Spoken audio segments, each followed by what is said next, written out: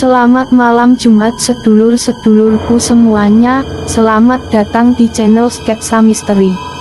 Channel kisah-kisah cerita misteri atau kejadian nyata yang pernah dialami oleh seseorang dalam kehidupannya. Episode kali ini menceritakan tentang mawar putih yang awalnya adalah cinta dan ketulusan, menjadi petaka kematian dan berubah wujud menjadi mawar dengan bercak hitam. Selamat menonton dan mendengarkan, jangan lupa untuk suka, komen, dan subscribe, agar malam ini kamu bermimpi indah. Salam malam Jumat. Dengan bersemangat Ari mengayuh sepedanya menuju toko bunga. Dia berencana akan membeli sekuntum mawar untuk pujaan hatinya, Rini, adik kelas yang sudah dia taksir sejak pertama kali masuk SMA. Mbak, odo mawar putih? Tanya Ari begitu sampai di toko bunga. Odo, mas, sebentar soyo ambilkan, jawab pelayan toko bunga meninggalkan Ari. Tak lama kemudian pelayan itu keluar dengan membawa beberapa kuntum bunga mawar putih. Ini, mas, mau beli berapa? Satu ojo, mbak, ini uangnya, kata Ari sambil memberikan uang dan menerima bunga mawar itu. Hari ini gue harus berani ngasih bunga ini ke Rini. Gue denger dia suka mawar putih, kata Ari podo dirinya sendiri sambil mengayuh sepedanya menuju sekolah. Sesampainya di sekolah, Ari langsung memarkirkan sepedanya dan berlari kecil menuju kelasnya. Di sono sudah odo Adi, teman sebangkunya. Hai, Di, gue udah beli bunganya nih, kata Ari sambil menunjukkan bunga mawar putih itu. Oke sih, tapi kok mawar putih sih? Tanya Adi sambil memperhatikan bunga itu. Gue denger ini suka mawar putih, jadi gue lebih milih beli mawar putih daripada mawar merah yang gak disukainya, kata Ari sambil memegang bunga itu dengan hati-hati. Wow, bunganya bagus tuh. Buat siapa? Pasti buat gue yo. Makasih Ari. Tiba Vicky datang dan akan merebut bunga itu, namun tangannya ditepis Ari. Apaan sih? Ini bunga buat Rini tahu, kata Ari menyembunyikan bunga itu di balik badannya. Yo ampun, Ari, lu nggak kapok yo? Dia cuek sama lu, itu berarti dia nggak suka sama lu. Nyerah ojo ngopo sih, kata Vicky sambil duduk di bangkunya. Nyerah, ogah, gue nggak mau nyerah demi mendapatkan cintanya, kata Ari. Tapi usaha lu selama ini kan sebenarnya udah cukup bikin hati cewek lumer. Tapi coba lihat dia nggak ngerespon opo yuk, kata Vicky menyadarkan. Udahlah, Vic, lu tuh nggak tahu perasaan gue gimana. Mungkin lo juga akan melakukan hal yang sama kalau di posisi gue, kata Ari dengan nada sedikit sebal. Iya sorry, gue tahu kok lo nggak mau diatur. Sekarang terserah lo deh, yang penting gue udah memperingati lo, kata Vicky memutar posisi duduknya dan membelakangi mereka berdua. Keesokan harinya, jam menunjukkan pukul 6:30, namun Ari sudah berada di sekolah. Ari bersiul kecil saat berjalan menuju kelasnya. Dari belakangnya terdengar Adri berteriak memanggilnya. Ari pun melambatkan langkahnya. Gimana bro, sukses? Dari raut muka lo sih kayaknya sukses, kata Adi begitu mereka beriringan. Yah, gue sih sukses ngasih bunganya, tapi dia tetap diem mojo waktu nerimo bunga itu. Bahkan tatapan matanya bikin ngeri, kata Ari berjidik mengingat kejadian kemarin. Mungkin bener kata Vicky, dia nggak suka sama lu, kata Adi menepuk bahu Ari. Apaan sih lu, bukannya dukung gue malah, katanya. Ari terhenti saat memasuki kelas dan melihat sekuntum bunga mawar putih tergeletak di mejanya. Ari mengambil bunga itu dan memperhatikan bunga itu dengan seksama. Lu kok ada bunga mawar putih di meja gue? Ini kan bunga yang kemarin gue kasih ke Rini. Kok odo di sini sih? Kenapa jadi odo hitamnya? Ari meletakkan kembali bunga itu di atas meja. Mungkin ini tanda kalau dia nggak suka sama lu, kata Adi dengan hati takut membuat Ari marah. Gue nanti mau ngasih bunga lagi, apakah dia mau ngembaliin lagi atau gimana? Kata Aryo sambil duduk di bangkunya. Dasar keras kepala, kata Vicky yang ternyata mendengar ucapan Ari, namun sepertinya Ari tidak mendengarnya. Siangnya, Ari kembali memberi bunga mawar kepada Rini. Kali ini Rini menerimanya dengan tersenyum. Namun Rini tetap tidak berkata opo kepada Ari. Di hari berikutnya Ari kembali menemukan bunga mawar putih di mejanya. Kali ini bercak hitamnya bertambah banyak dari kemarin. Kenapa bercaknya bertambah yo? Kemarin gue kira bunganya kena tinta jadinya hitam gitu, tapi mosok bunganya kena tinta lagi. Kata Ari menunjukkan bunga itu kepada Adi. Tapi kalau tinta hitamnya nggak koyo gini deh. Tinta kan agak biru gitu. Ini bener hitam, yuk, kata Adi. Ari, Vicky memanggil dengan tubuh gemetar, matanya berkocok, seolah-olah dia mengalami hal yang luar biasa. Lu kenapa Vic? Lu sakit? Ari menghampiri Vicky dan membimbingnya untuk duduk. Yuk, gue mohon sama lu, mohon. Hentikan semua ini, lu stop ngirimin Rini bunga lagi. Sebelum semuanya terlambat, kata Vicky dengan suara gemetar. Lu emangnya kenapa? Terserah gue dong mau ngapain. Siapa lu ngatur gue, kata Ari dengan nada tinggi. Iya, gue tahu, gue bukan siapanya lu, tapi please, buang sifat keras kepala lu. Ini masalah nyawori, nggak usah bawa urusan mati.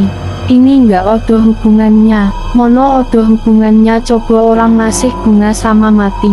Kata Ari dengan marah, membuat anak-anak di kelas memperhatikan mereka berdua. Udah, nggak usah teriak, malu diliatin temen, mendingan kita bicara di luar aja. Adi menengahi dan menarik mereka berdua keluar kelas. Apaan sih, Bi? Gue cuma ngasih peringatan buat anak keras kepala ini.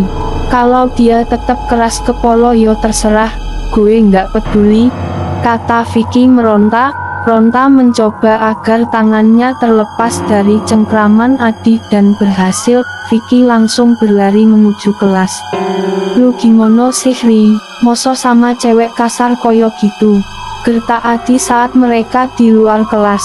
Lagian dianya juga sih, udah tahu gue keras kepala, masih ngatur gue segala. Ari duduk di bangku di depan kelas. Tapi opo maksudnya Vicky menghubungkan bunga sama nyowo?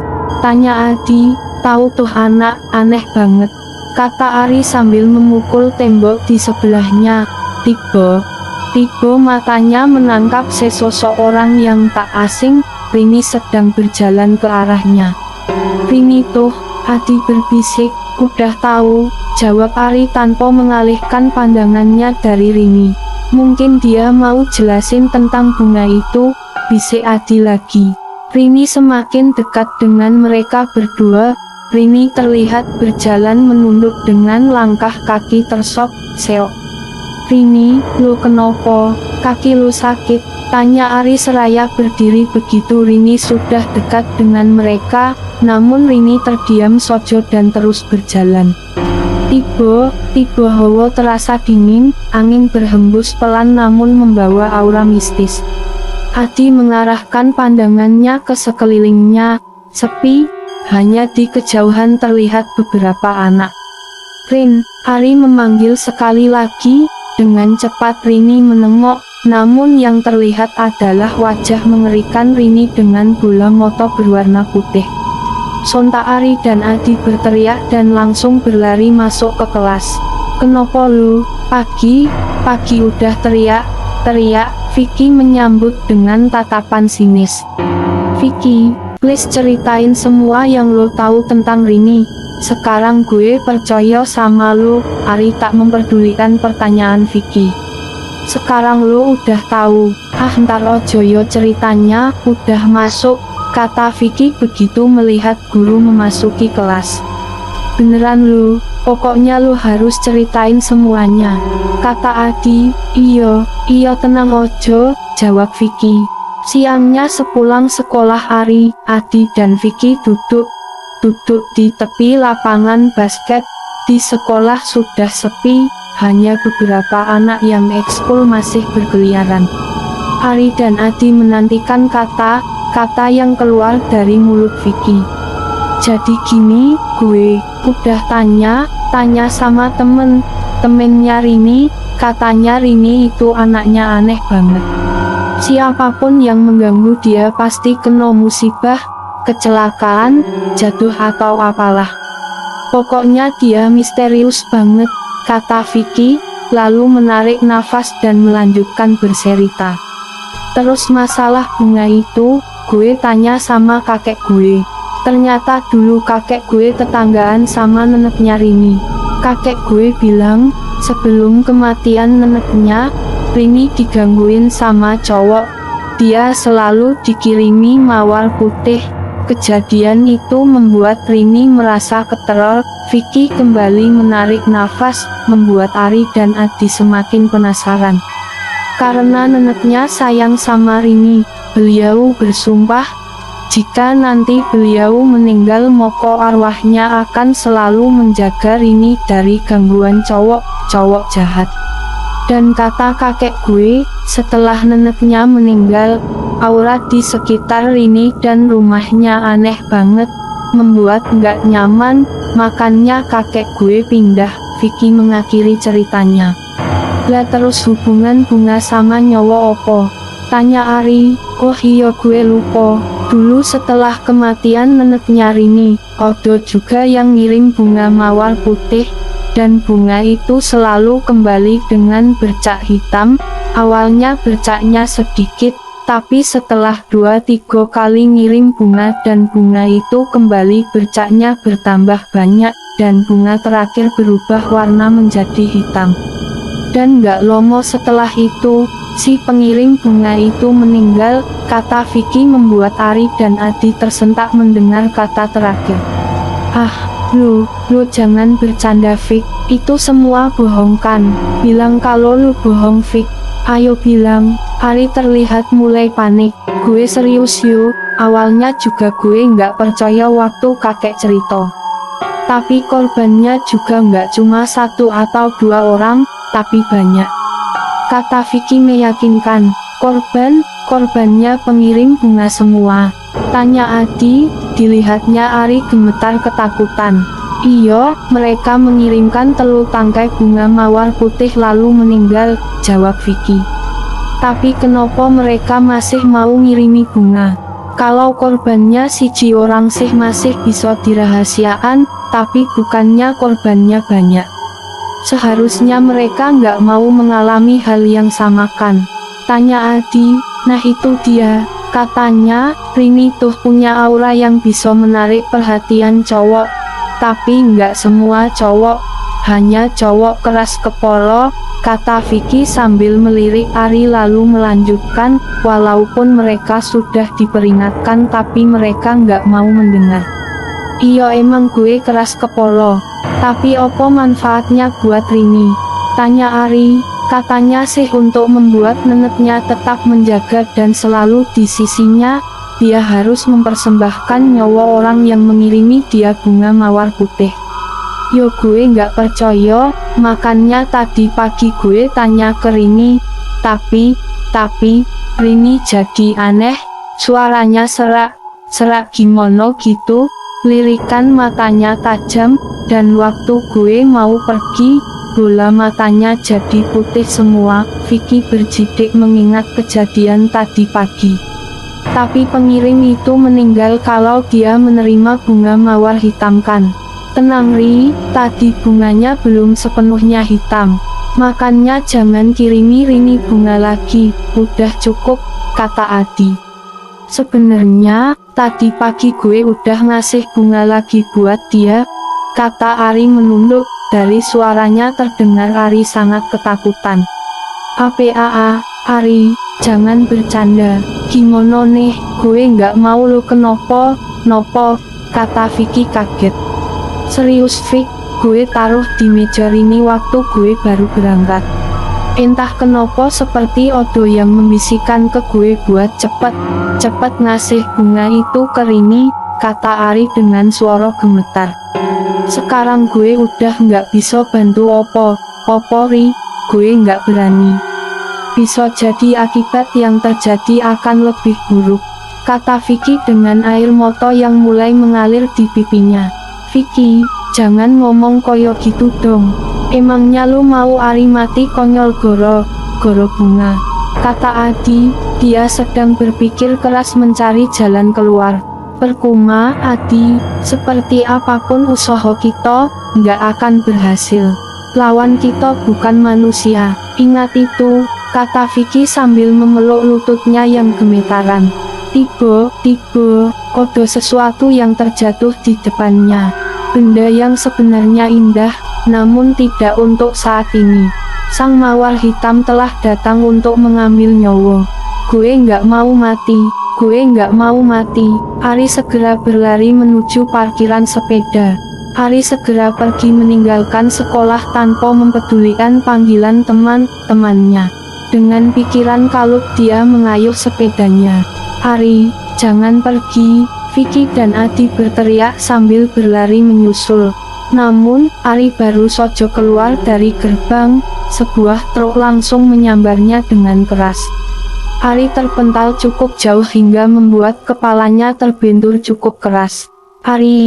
Vicky berteriak, kakinya lemas tak mampu menopang tubuhnya yang terasa sangat berat. Vicky ambruk tak mampu melihat apa yang terjadi di depannya. Roda sepeda berputar bak piringan hitam yang mengalunkan noda kepedihan. Darah mengucur dari kepala Ari. Dengan menahan kesakitan luar biasa, Ari menatap orang yang berkerumun di depannya. Ditatapnya lekat seorang berjubah hitam yang membawa mawar hitam, lalu gelap, dan semuanya menjadi gelap.